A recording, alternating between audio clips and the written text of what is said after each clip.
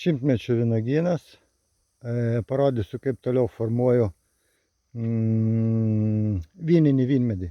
Čia pas mane viela metro aukštyje. Šimtmečio vynuogyno Facebooko profilyje yra, kaip pradžia buvo padaryta šito vynmedžio. Jo, buvo paliktas vienas posūnis, viskas iš apačios nurauta, kaip matote, ne, išlaužyta, paliktas vienas posūnis va čia va, ir pagrindinis stiebas. Dabar pagrindinį stiebą aš guldau. Pagrindinį stiebą guldau iki sekančio vynmedžio. Nu čia va, ne? O šitą guldau į kitą pusę, posūnį. Posūnį į kitą pusę guldome.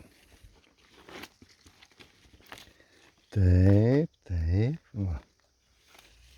Čia jau nukirpau aš kiek man reikia. Čia jau sekantis. Va. Taip.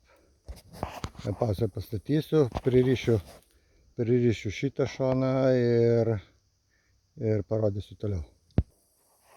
Na va, ir gavosi dvipetis kordonas. Viena pusė ir kita pusė. Tuos kitus du ūglius aš pašalinsiu kitais metais ir viskas. Ir viskas jau suformuota.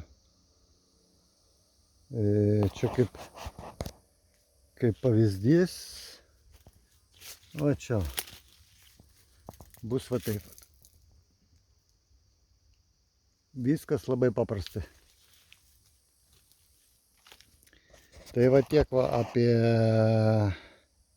vynmedžių formavimą kordono metro aukštyje čia pas mane. Tai ačiū už dėmesį ir visiems sėkmės auginant vynuoges.